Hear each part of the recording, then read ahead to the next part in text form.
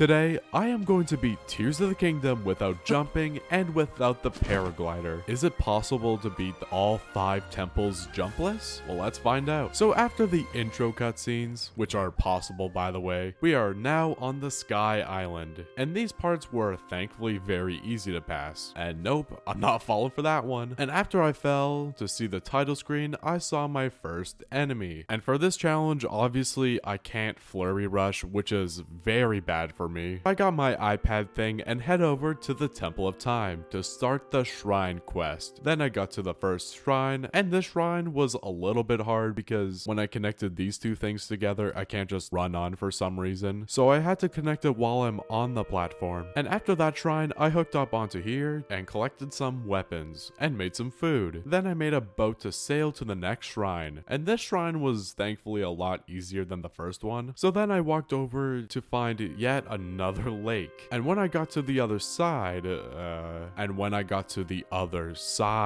got onto this minecart and cooked some more food. But now I had to actually get to the third shrine, and I was trying to make the easiest to climb structure possible, and I can't climb it, apparently. But after a few minutes, I finally got up here and went into the shrine. And the Ascend shrine was thankfully very easy jumpless. After that shrine, I got some pants and went over to the Temple of Time. And once I saw Zelda, we can finally head over to the Rewind shrine. And this one was very easy. And now we can finally leave the island. So we could go here, and then we can go here, then we go back here. And we call this a waste of time. But after I got this tower and landed it into this pool, we can start the 4 temples quest. And by far the easiest temple to start with is the Thunder Temple, because we don't have to go to the sky or the depths. So let's head over to Gerudo Town. And after speaking with this person and defeating this part of the town, we can actually enter Gerudo Town and start defending it. And this part was kinda hard because I can't travel super fast between gate to gate, but it wasn't a huge problem thankfully. Then I got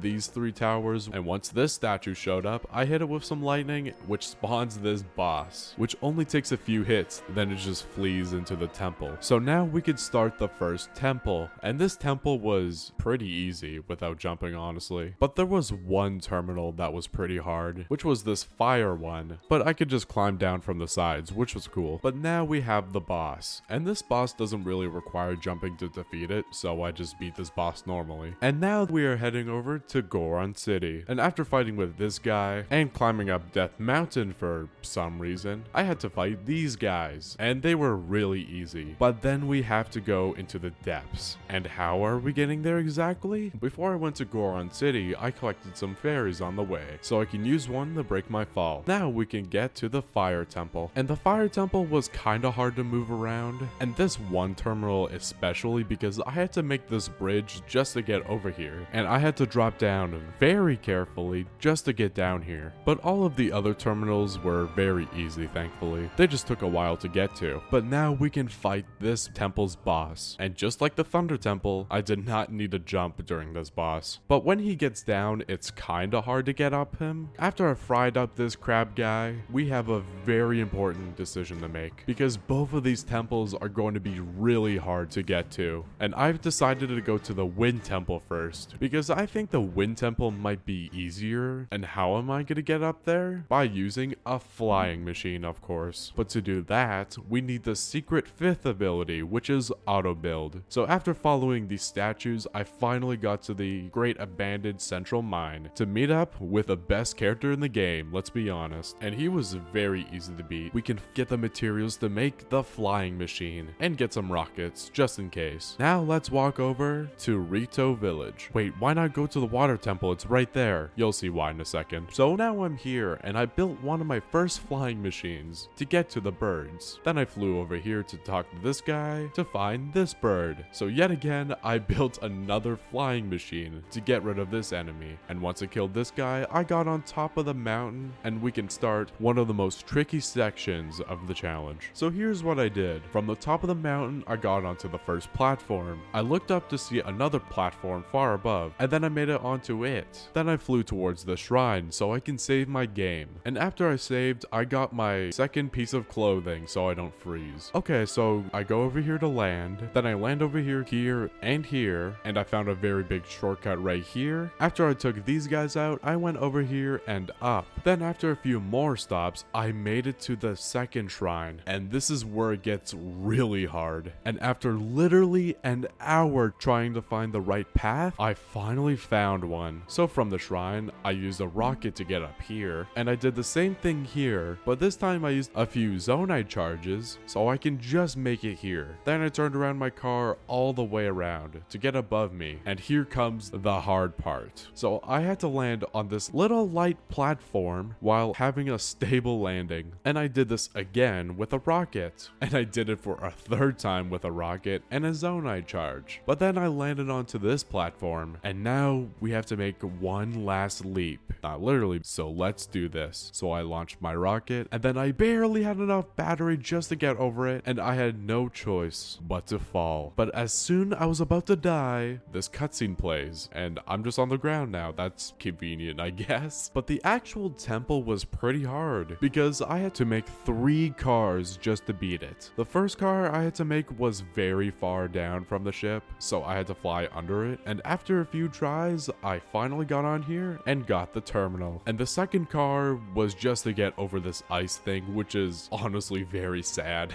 But whatever, I got the terminal. And the third one, I had to get up here to open this door. Then I did this terminal normally. But now we have one of the hardest bosses of this run. And when I started this fight, I was in mid-air, which was definitely a problem. But when I died, I spawned back all the way up here, which is very good news because I can actually hit the boss. After hitting him with some eyeballs, we get to the second phase, which spawns us in midair again. But if I aim for this Viking ship, I can just bounce on it forever and shoot a bunch of wing arrows at the top. After a few hits, I beat the boss, and that's the Wind Temple. But lastly, we have the Water Temple, and I did all the main story stuff very normally without a problem. I got the King's Scales and went up here to the fish, and I hit between the tier to find this lake. And after I went down here, I just skipped all of this, which was nice. And now we are at the part where you swim up this waterfall. But the problem with that is, if you swim up the waterfall, then you pull out your paraglider. And that's why I did this temple last. In order to get up here, I need a flying machine with so much power. After a few attempts, I actually got up here without the waterfall. And since this area was low gravity, it was a lot easier to fly around this area, unlike the Wind Temple. And the Water Temple was pretty easy, since again, this area is low gravity. This one was kind of hard, I guess. But then we have this boss, and this guy was pretty hard, because sometimes the sludge is in my way, and this attack is just why. But after a few tries, I defeat the boss, just like that. Now we have one more temple to complete, but before I do that, there are some shrines I need to get first, so I could get 10 hearts to open this door. So I went into the depths to start the 5th and final temple, and all 4 of these puzzles were very easy. But when we got near the boss area, I had to fuse a rocket into the construct's back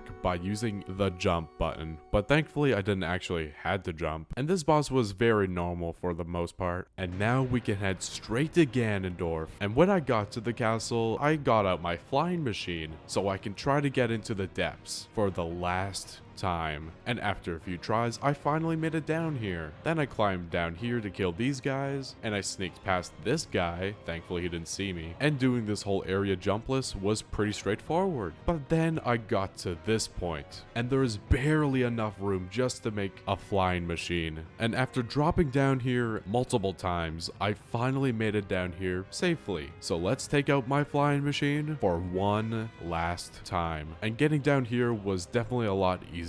So now we can fight Ganon's army. And this was really hard to deal with jumpless, but slowly but surely, I was beating every single wave of enemies in my way. But after the army, we have these guys. And these guys were honestly pretty easy since I could just shoot them with these rib cages, I guess. But finally, we have the final boss of the challenge, Ganondorf. And when I say this is the hardest fight I have ever done for a challenge, I mean it. At first, I had no idea how to beat Ganondorf without flurry rushing, but then it hit me. I can just parry every attack that he hits me with and just hit him back. But this took me a while because I had pretty weak weapons. So after a few attempts, I decided to quit and reset. But I had to do the army again, but thankfully that didn't take super long and I got all the weapons I needed. I'll explain why I had to restart. So in the beginning of the fight, Ganondorf has a sword, and after you parry it, you can just hit him once with a heavier weapon, which is pretty slow, but it works really well. But when he takes out his spear, I switch over to my spear, and after I parried that attack, I can hit him with a lot more damage, and it's so much faster. But when he pulls out his hammer thing, I just had to run away as far as possible, because Ganon does this attack, which is pretty hard to avoid when you're close to him, but when you do get far away enough, he just pulls out his bow and starts shooting, which is perfect. And after many tries, I finally beat Ganondorf without jumping once, which felt amazing. But I'm not done yet. And this was the part that I was most worried about, because you basically have to glide during this fight, or it seems like you're supposed to glide, because it's actually possible just to land on the dragon without taking any fall damage. And after getting all these eyes, we can finally break the secret stone, ending Tears of the Kingdom without jumping once. And this challenge was really fun to do, honestly. And if you enjoyed, then consider subscribing. And that's it. Okay, bye.